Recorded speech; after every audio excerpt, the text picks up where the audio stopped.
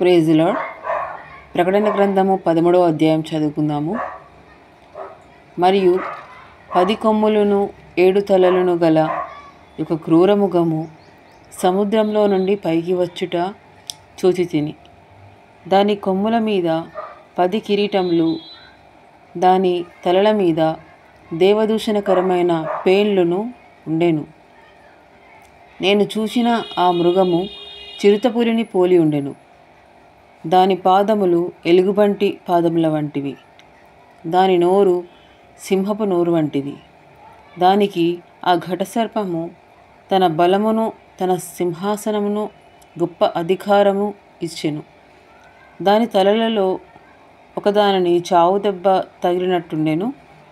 అయితే ఆ చావు దెబ్బ మానిపోయెను కనుక భూజనులందరూ మృగము వెంట వెళ్ళుచు ఆశ్చర్యపడుచుండిరి.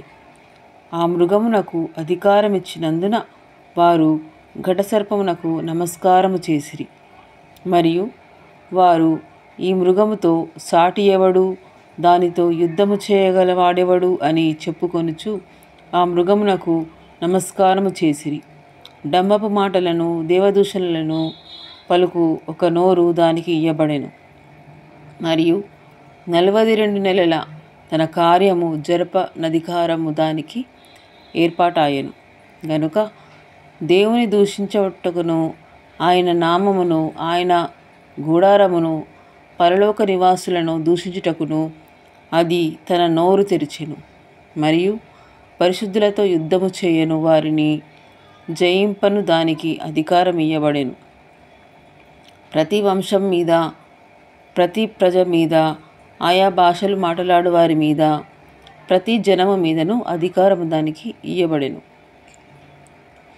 భూనివాసులందరూ అనగా జగదుత్పత్తి మొదలుకొని వధింపబడిన గొర్రెపిల్ల యొక్కయు జీవగ్రంథమందు ఎవరి పేరు వ్రాయబడలేదో వారు ఆ మృగమునకు నమస్కారము చేయుదురు.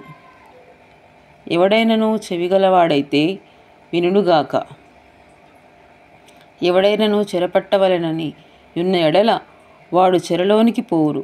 ఎవడైనను ఖడ్గము చేత చంపబడిన ఎడల వాడు ఖడ్గము చేత చంపబడవలెను. ఈ విషయములలో పరిశుద్ధుల ఓర్పును, విశ్వాసమును కనబడును. మరియు భూమిలో నుండి మరి ఒక క్రూర మృగము పైకి వచ్చుట చూచితిని. గొర్రెపిల్ల కొమ్ము వంటి 2 కొమ్ములు దానికుండెను. అది ఘటసర్పము వలె మాటలాడుచుండెను. అది ఆ మొదటి క్రూర మృగము కన్నా అధికారము చేష్టలన్నీయు దాని ఎడల చేయుచున్నది. మరియు చావు దెబ్బ తగిలి బాగుపడి ఉన్న ఆ మొదటి మృగమునకు భూమియు దానిలో నివసించువారును నమస్కారము చేయునట్లు అది బలమంతయు చేయుచున్నది.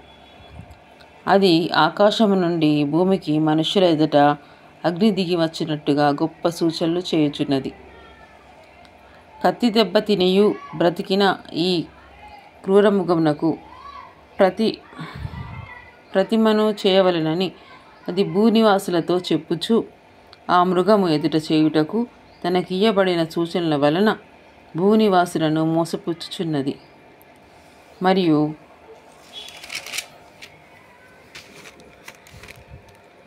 ఆ మృగము యొక్క ప్రతిమ మాటలాడునట్లు ఆ మృగము యొక్క ప్రతిమకు నమస్కారము చేయని వారిని హతము చేయునట్లు ఆ మృగము యొక్క ప్రతిమకు ప్రాణమిచ్చుటకైద వారికి అధికారం ఇయ్యబడెను.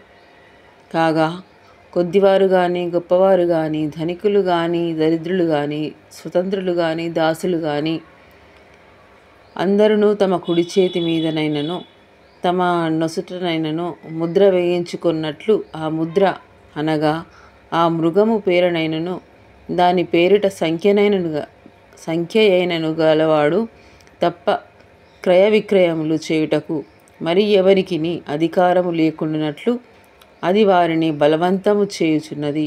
బుద్ధి గలవాడు మృగము యొక్క సంఖ్యను లెక్కింపనిమ్ము. అది ఒక మనుష్యుని సంఖ్యయే. ఆ సంఖ్య 666. ఇందులో జ్ఞానము కలదు. దేవునికి సమస్త మహిమ, ఘనత, ప్రభావములు చెల్లునుగాక. Amen, amen, amen.